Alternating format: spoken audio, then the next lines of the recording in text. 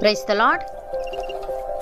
ఈరోజు దేవుని వాగ్దానము, దేవుడు తన కార్యములను ముగించి విశ్రమించిన ప్రకారము ఆయన యొక్క విశ్రాంతిలో ప్రవేశించిన వాడు కూడా తన కార్యములను ముగించి విశ్రమించును.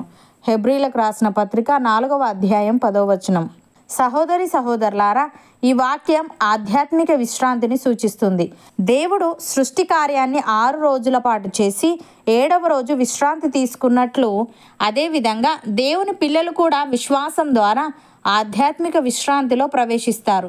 ఇది శారీరక విశ్రాంతి కాదు, మనస్సు మరియు ఆత్మకు సమాధానం ఇచ్చే విశ్వాస విశ్రాంతి. ఆయన యొక్క విశ్రాంతిలో ప్రవేశించుట అంటే దేవుడు ఇచ్చే కృపను విశ్వసించి తన నిత్య రక్షణలో విశ్వాసంతో విశ్రాంతి పొందడం. ఉదాహరణకు, ఒక వ్యక్తి తన రక్షణను గుణములు, పనుల ద్వారా సంపాదించాలనుకుంటూ రోజు వ్యాకులతతో శ్రమిస్తుంటాడు.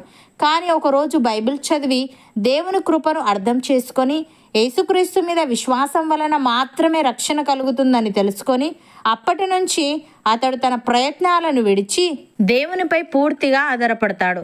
ఇది అతని ఆత్మకు వచ్చిన నిజమైన విశ్రాంతి. ఈ వాక్యం మనలను క్రియల ద్వారా కాక విశ్వాసం ద్వారా దేవుని విశ్రాంతిలోకి పిలుస్తుంది. ఇది భౌతిక విశ్రాంతి కాదు, ఇది మన ఆత్మకు దేవునిలో కలిగే శాంతి, నమ్మకం, నిర్భయం. యేసయ్య ఈ విధంగా అంటున్నాడు, మీ హృదయమును కలవరపడనీయకుడి, దేవుని యందు విశ్వాసం ఉంచుచున్నారు, నా యందును విశ్వాసం ఉంచుడి. నా తండ్రి ఇంట అనేక నివాసములు కలవు, లేని ఎడల మీతో చెప్పుదును. మీకు స్థలము సిద్ధపరచ వెళ్ళుచున్నాను.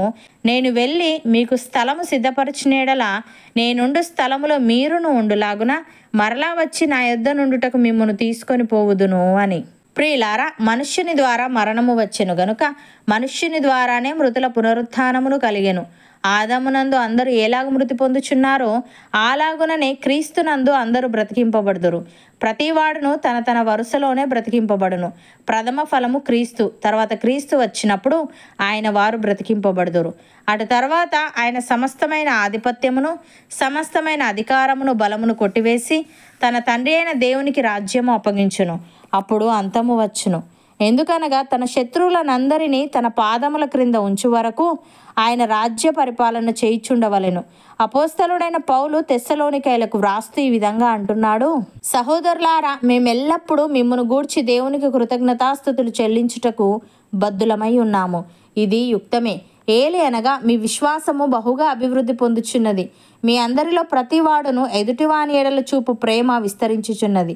అందువలన మీ హింసలన్నిటిలోనూ మీరు సహించుచున్న శ్రమలలోనూ మీ ఓర్పును, విశ్వాసమును చూచి మేము దేవుని సంఘములలో మీ యందు అతిశయపడుచున్నాము. దేని కొరకు మీరు శ్రమ పడుచున్నారో ఆ దేవుని రాజ్యమునకు మీరు యోగ్యులని ఎంచబడు నిమిత్తము మీరిట్లు ఓర్చుకొనుట దేవుని న్యాయమైన తీర్పునకు స్పష్టమైన సూచన అయి ఉన్నది. ప్రభువైన యేసు తన ప్రభావమును కనపరచు దూతలతో కూడా పరలోకము నుండి అగ్ని జ్వాలలలో ప్రత్యక్షమై దేవుణ్ణి ఎరగని వారికిని, మన ప్రభువైన యేసు సువార్తకు లోబడని వారికిని ప్రతిదండన చేయునప్పుడు మిమ్మల్ని శ్రమపరచు వారికి శ్రమయు, శ్రమ పొందుచున్న మీకు మాతో కూడా విశ్రాంతి అనుగ్రహించుట దేవునికి న్యాయమే అని.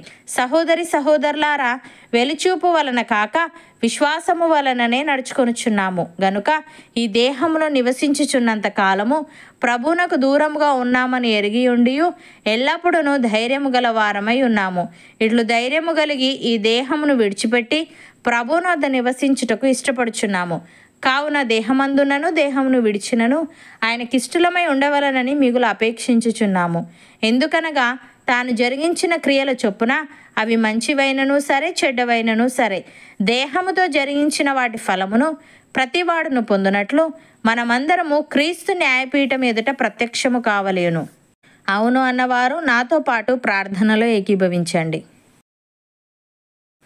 పరిశుద్ధుడా, ప్రేమగల తండ్రి, నీవు నీ కార్యములను ముగించి విశ్రమించిన ప్రకారము నీ యొక్క విశ్రాంతిలో ప్రవేశించిన వాడు కూడా తన కార్యములను ముగించి విశ్రమించునని, నీ యొక్క విశ్రాంతిలో ప్రవేశించుట అంటే నీవు ఇచ్చే కృపను విశ్వసించి నీ నిత్య రక్షణలో విశ్వాసంతో విశ్రాంతి పొందడమని నీవు తెలియజేశావు. తండ్రి నీకు స్తుతులు. దేవా, మేము మా హృదయమును కలవరపడనీయక నీ యందు విశ్వాసముంచి నీ ఉండు స్థలములో మేమును ఉండులాగున సహాయము దయచేయమని వెలుచూపు వలన కాక విశ్వాసము వలన నీ నడుచుకొనుచున్నాము గనుక ఈ దేహములో నివసించుచున్నంత కాలము నీకు దూరముగా ఉన్నామని ఎరిగి ఉండి ఎల్లప్పుడూ ధైర్యము గలవారమై ఉండుటకు కృపచూపమని దేహమందున్నను దేహమును విడిచినను నీకిష్టలమై ఉండే భాగ్యము మాలో ప్రతి ఒక్కరికి నీవే అనుగ్రహించమని యేసుక్రీస్తు నామమున ప్రార్థిస్తున్నాము తండ్రి.